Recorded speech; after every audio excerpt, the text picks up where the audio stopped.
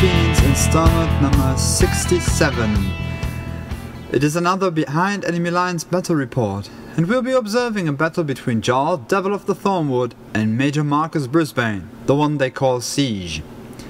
It's 25 points of punch the respective enemy till he drops. Enjoy! Alright, a small caveat just ahead of time.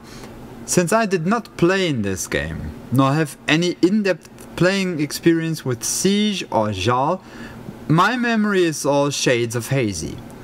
I told Kronos and Kurion, the players, to give me any intel they can on the game. I gave them the pictures too, but I didn't really get anything worthwhile. So this will be half battle report and half whodunit. Looking at Jarl's army here, who got first turn, we see that the Devil of the Thornwood brought a battle group consisting of a Diatrol Mauler, a Troll Impaler, and that's it. He is accompanied by a minimum unit of Trojan Champions, a max unit of Pig Bushwhackers, and a Totem Hunter. Siege's army was a Defender, then a min unit of Storm Guard, a min unit of Storm Lancers, a Squire, the Journeyman Warcaster, Rhino the Gobber Speculator, and Rupert Cavolo the Piper of Ord. At the end of Jarl's first turn, everyone has run forward, except for Jarl, who, after casting Quicken on the Pygmies and World Secrets on the Impaler, forgot to advance. The Mauler was riled to almost full. Siege allocates one to the Defender, which then moves up and shoots a Pygmy for starters. The Storm Lancers flank wide. The Piper pipes Hero's Call for the Storm Guard, which runs up towards the Pygmies. Squire follows, Journeyman casts Arcane Shield onto the Storm Guard, I think. Round 2 and... oh great, we're missing a slide. Well, here's the gist of it. Champions get tactical supremacy from Jarl, then charge run in on the Storm Guard and kill 2 guys. The Mauler runs, the Pygmies bushwhack away from the guard, shooting another one down. The Totem Hunter outflanks around the ruin. He'll be back in the later picture. Champions move their 3 inches to engage more dudes and to regain the defensive line. The Storm Lancers sweep in from the flank, zeroing in on Jarl. Piper pipes the march. I reckon I took a picture mid-turn when I remembered that I forgot to take one at the right time. It's still Signa's turn. Siege puts Foxhole over his precious lances. I mean, under. You know. Good God, I guess there's no way to make that statement without making it sound dirty. Anyway, let's roll on. Siege then backs off. The champions get severely beaten up by the Defender and the Storm Guard, with only one left standing on a few boxes. Around 3, Jarl leeches Fury, upkeeps spells. Mauler moves and munches 2 Storm Guard, and the champion downs the last one. Totem Hunter sweeps in from the flank.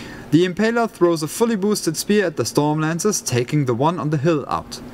The Pygmies move up, shoot into the Defender with a CIA, dinging it, except for one, who shoots the left lance in the foxhole. Despite being alone, he hits like a marksman and kills the lance with a boxcast damage roll. Signal retaliation time, or some such. That's what happens when you're not playing in a game, you get a picture wrong and then your memory fades. And for example, right now, I have no more idea about the Totem Hunter. I mean, I do. The Journeyman and Rupert are missing, so that's that. But I don't know when they died. Apart from this comedy of errors, it is obvious that Siege loaded the Defender with focus before he ground powdered some pigs, yet killed only one. I remember that. The Defender then made short work of the Mauler. The last Stormlance heroically assaulted the Impaler and dealt some damage to him and to Jarl via leaps. Okay, so this has to be a troll turn, because we're seeing Jarl's feet in action. I think that at this point the Pygmies started doing numbers on Siege with their CRAs. Jarl and the Impaler get rid of the Stormlance. The champion tries his luck with the Defender. Quite unsuccessfully. On Signa's turn, I remember that Siege ground pounded the pigs again, which can be seen via the 2 KD knockdown markers where he made his tough checks. But he also, somehow, killed the Totem Hunter. I suppose it was by a Force Hammer, but I do not know. The defender squishes the last champion.